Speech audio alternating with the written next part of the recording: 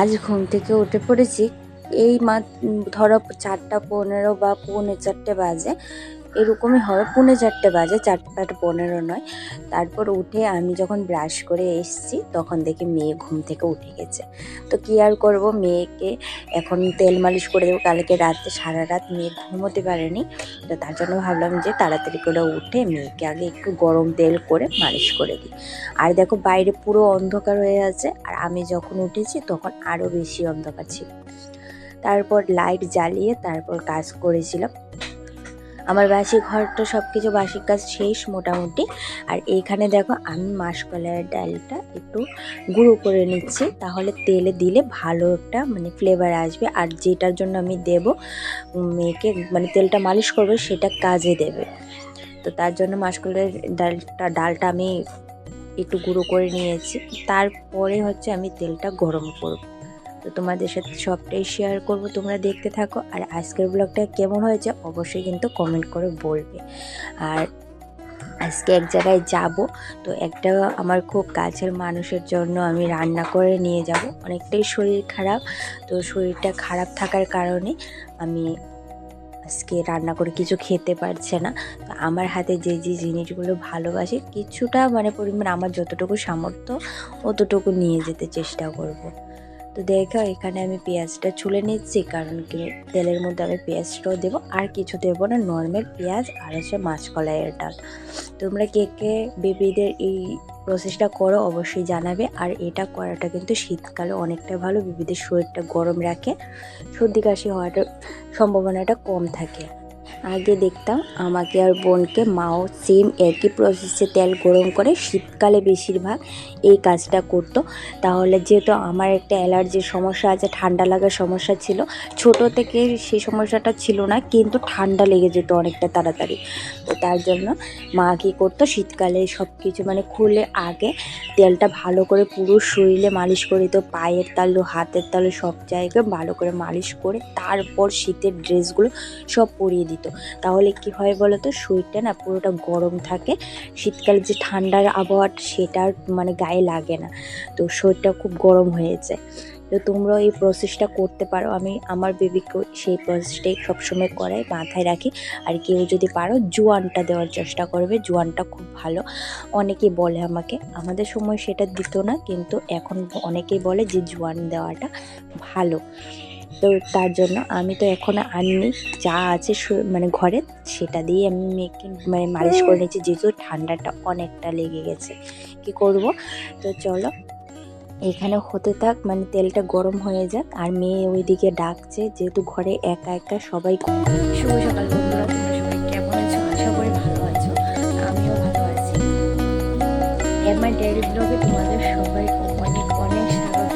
তো চলো আজকে ব্লগটা এখন থেকে স্টার্ট করি। এখন সকাল 5:30টার মতন বাজে, আমি উঠেছি ঘুম থেকে 5টা বাজে। তো চলো এখন থেকে ব্লগটা স্টার্ট করছি। তোমরা অবশ্যই তোমরা ব্লগটা পুরোটা দেখতে থাকো। আজকে সারাদিন কি করবো তোমাদের সাথে অবশ্যই শেয়ার করবো। বাইরের ওয়েদারটা দেখো, এত ভালো লাগে সকালবেলার ওয়েদারটা। আর মেয়ে সারা রাত্র কালকে ঘুমোতে পারেনি, তো তার জন্য মেয়ের জন্য একটু সর্ষের তেল গরম করে পেঁয়াজ আর হচ্ছে মাসকলাইয়ের যে ডালটা হয় সেটা দিয়ে গরম একটু তেল করবো, সারা শরীরে বুকে পিঠে মালিশ করে দেবো, তো একটু আরাম পাবেও। চলো তোমাদের সাথে সবটাই share করি।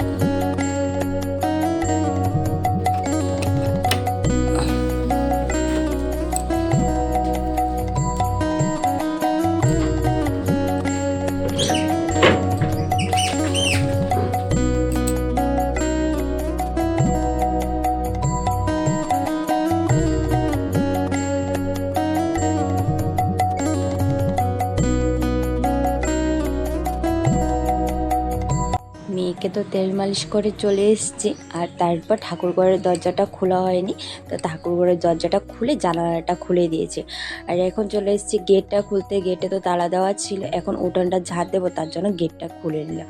তো উঠোনটা ঝাঁট দেওয়ার আগে ভাবলাম যে মেয়ের টিফিনটা ঠান্ডা হয়ে যাচ্ছে, তো মেয়ের টিফিনটা করিয়ে নিই, তাহলে ভালো হবে, সুবিধা হবে, নাহলে আবার গরম করতে হবে, তাহলে এটার টেস্টটা পাওয়া যায় না। তো তার জন্য মেয়ের টিফিনটা আগে করে নিয়েছি। তো মেয়েকে খাইয়ে দেখো ক্যামেরার মধ্যে মেয়ে কি সুন্দর এক্সপ্রেশন দিচ্ছে। তো চলো এখানে মেয়ে তো খেতে থাক, তারপর উঠোনটা একে একে ঝাড় দিয়ে নেব। তারপর অনেকটা কাজ আছে, যেহেতু একটা কাজ মানে একটা জায়গায় যাব, তো তার জন্য অনেকটা তাড়াতাড়ি করছি, যার দরুন আমার ঘুমও হয়নি জানো তো।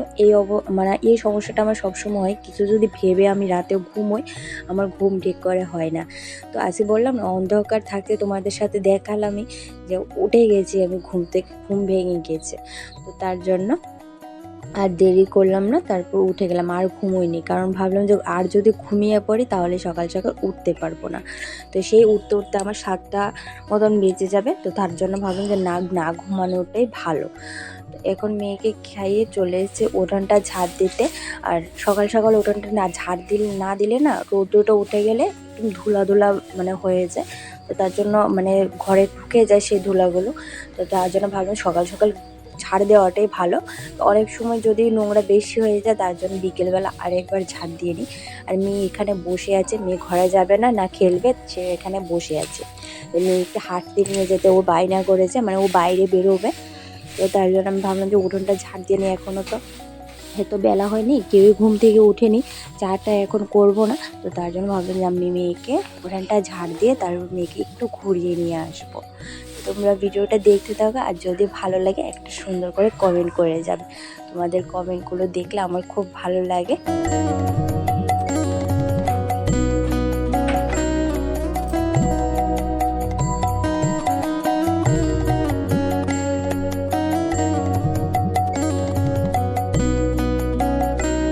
সকালবেলায় সব কাজ বাজ সেরে তো বাইরে বেরিয়ে গেছি মেয়েকে নিয়ে। তারপর রাস্তায় বেরিয়ে একটু টুকটুক করে হাঁটছিলাম, আর মেয়েও একা একা হাঁটছে দেখো।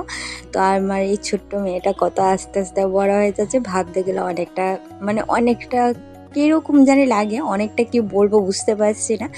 আলাদা একটা অনুভূতি, সেই কতটুকু এনেছিলাম ওকে বাড়িতে, আর এখন টুকটুক করে ও নিজে ভাবে হাঁটছে, আর কদিন পরে স্কুলে যাবে।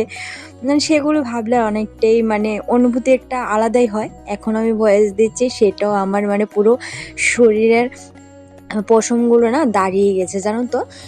এই কথাগুলো ভাবলে একটা আলাদাই অনুভূতি। তো সবারই হয় এটা আমি জানি। তারপর রাস্তার মধ্যে অনেকের সাথে দেখা হলো, কথা টথা বললাম। তারপর বাড়িতে আস্তে ধীরে চলে আসলাম। এখন চলে এসেছি বাড়িতে। আর বাড়িতে গিয়ে একটু বেরোনোর আগে, হাঁটতে যাওয়ার আগে সব কাজ করে গেছি। এখন বাড়িতে গিয়ে আর টুকটাক কাজ করবো, চা খাবো, টিফিন খাবো। মেয়ের টিফিন হয়ে গেছে। তো চলো, শীতে সকাল সকাল হাঁটতে একটু ভালোই লাগে। সকালবেলা বেরোলে, আজকে উঠেছে কমে 5টার উপর বাজে, 5টাও বাজেনি যখন ঘুম থেকে উঠছি। আর উঠেই মুখ ব্রাশ করা, তারপর বাসি কাজটা টুকটুক করে করা স্টার্ট করে দিয়েছিলাম আমি। তো চলো, হাঁটাহাঁটি তো শেষ। তারপর বিশেষ করে গিয়েছিলাম হচ্ছে মাছের জন্য, কিন্তু মাছ এখনও বসে নাই। তো দেখি কখন বসে। তো চলো।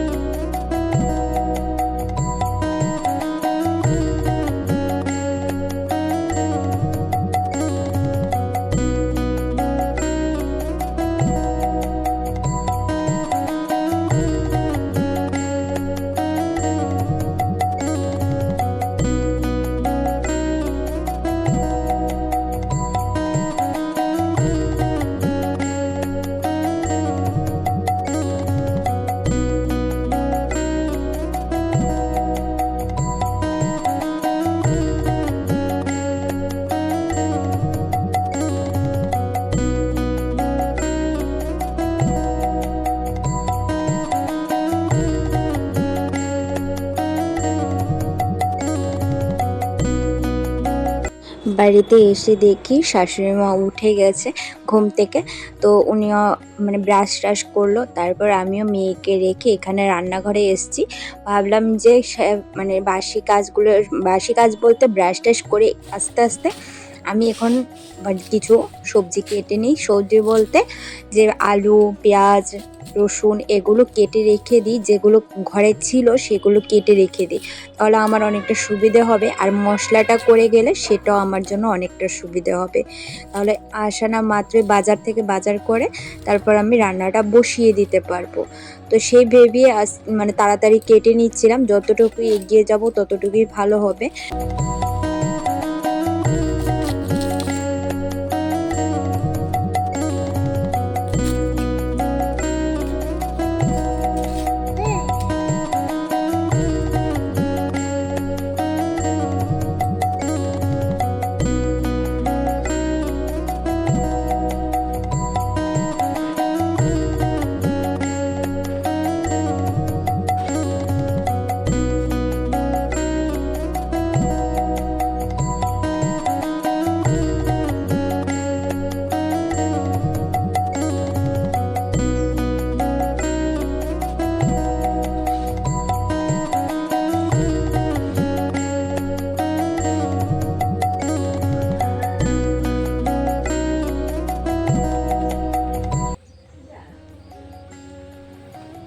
এখন এইখানে আমি আগে চলে এসেছি, কাটারাটা শেষ, আমি মিক্সারটাও করে রেখেছি, কারণ কি কখন কারেন্ট চলে যাবে। আর আমার একটা জানো তো একটা অভ্যাস হচ্ছে কি, যেদিনকে আমি ভাবি যে না আমার কোনো একটা মানে আছে বা কোনো একটা কাজ বলেছি যে আমি পরে করব, সেদিনকেই মানে একটা সমস্যা হয়ে যায়। আর বেশিরভাগ হচ্ছে কারেন্ট আর জল নিয়ে, কারেন্ট আমার থাকেই না যদি মনে করি যে পরে করব।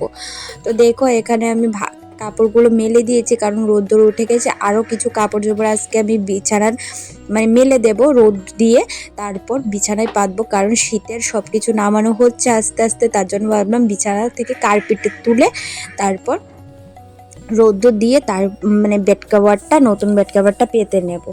তো এইখানে দেখো, এখানে আমি চলে এসেছি চা করব। চা যেহেতু খাওয়া হয়নি, আর চা করার আগে মেয়ের দুধটা একটু জাল দিয়ে নিচ্ছিলাম। মেয়েকে দুধ খাওয়াবো, একটু খালি দুধ, যেহেতু অনেক সকালে মেয়েটা উঠেছে। আর সাধারণ একটু একটু ম্যাগি খাইয়েছিলাম মেয়েকে।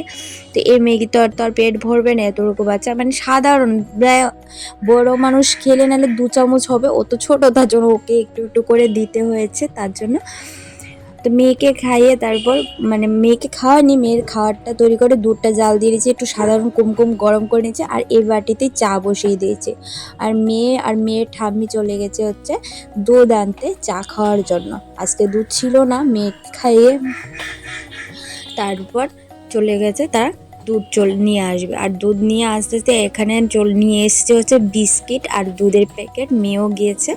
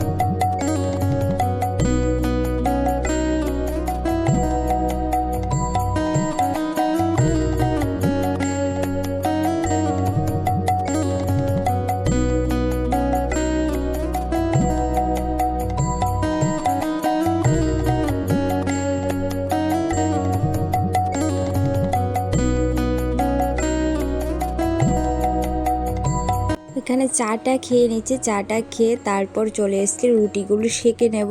রুটিগুলো আগে মেখে রেখেছিলাম, এখন আমি শাশুড়িমার কাছে দিয়ে এসেছি যে রুটিগুলো একটু বেলে দিতে, তাহলে আমার করতে সুবিধে হবে। তো তার জন্য একে একে তাড়াতাড়ি করে নিচ্ছিলাম। আর তোমাদের দাদাভাই এখানে ঘুম থেকে উঠে গেছে, তার সাথে বাজারে চলে যাওয়ার জন্য তাড়াতাড়ি করছিলাম। এইখানে দেখো বেরিয়েও পড়েছি বাজারে যাওয়ার জন্য, যেহেতু ও দোকানে যাবে, তো তার জন্য এই টাইমের মধ্যেই সব কিছু করতে হবে। ও এখান থেকে রেশনটা তুলে নেবে, আমি এখানে বাজারে গিয়ে টুকটাক সবজি বাজার করব। আর দেখা যাক কি করা যায়। মাছ এখন বেরিয়ে পড়েছি বাড়ি থেকে, তো যাব হচ্ছে মাতার বাড়িতে। আর তোমাদের সাথে তো শেয়ার করেছিলাম, প্রথমে ক্যাপশনে তোমরা দেখে ফেলেছো যার জন্য রান্না করেছি তাকে দিয়ে যেতে মানে যাচ্ছি, কিন্তু অনেকটাই লেট হয়ে গেছে জানো তো। এখন কি করবো বুঝতে পারছি না। আমি সারাদিন কিছু খাইনি, মানে আমি খেলাম, তারপর মেয়ের শরীরটা ভালো নয়, মেয়েকে সব সারিয়ে খাইয়ে দাইয়ে ঘুম পাড়িয়ে তারপর এখন স্নান টান সেরে তারপর বেরোলাম, বাজার করেছি তারপর গেলাম। চলো। বাজারে যাওয়ার সময় যে তোমাদের সাথে শেয়ার করেছিলাম আর কিছুই শেয়ার করতে পারিনি, কারণ বাজার থেকে এসে অনেকটা তাড়াহুড়া করে রান্না বসিয়ে দিয়েছি। যেহেতু অসুস্থ একটা মানুষের জন্য রান্নাটা করে নিয়ে যাব, নিজের কাছেও খারাপ লাগে যদি টাইম মতো না দিয়ে আসতে পারি। আর এদিক দিয়ে মেয়েরও শরীরটা ভালো নেই, ওরও সর্দির ভাব করছে, সর্দি জ্বরের, তো হয়তো ঠান্ডা লেগেছে ওর, যেহেতু ওয়েদার মানে চেঞ্জ হচ্ছে, কিছু করার নেই। আর এখানে অটো আমি পেয়ে গেছি, আর একবারে বাড়ির সামনেই নিয়ে নিয়েছি, অনেকটা রাস্তা হেঁটে যেতে হবে, না হলে অনেকটা দেরি হয়ে যাবে। তো দেখো কথা বলতে বলতে তোমাদের সাথে চলেও এসেছি। দিদা এখানে বসে বসে সুবরি কাটছে, আর মামি ঘুমাচ্ছিল। বোন হচ্ছে, মামাতো বোন হচ্ছে স্কুলে গেছে, মামা তো কাজে চলে গেছে। আমাকে দেখে হঠাৎ অবাকই হয়ে গেছিল। তো তারপর আমি বেরিয়ে দিয়েছি, বিরিয়ানিটা থাল নিয়ে এসে আমি বেরিয়ে দিয়েছি, খাচ্ছিল। আর আমি জিজ্ঞেস করছিলাম যে কেমন হয়েছে, ও দিদুন বললো ভালো হয়েছে। আর জ্বরে দেখো মানে পুরো ফেসের ইয়ারটা পাল্টে গেছে। আর এখানে বেরিয়ে পড়েছে বাড়িতে আসার জন্য, যেহেতু সন্ধ্যা হয়ে যাচ্ছে, গাড়ির সমস্যা হবে। তো চলো বন্ধুরা, আজকের মতন টাটা, কেমন হয়েছে অবশ্যই বলবে।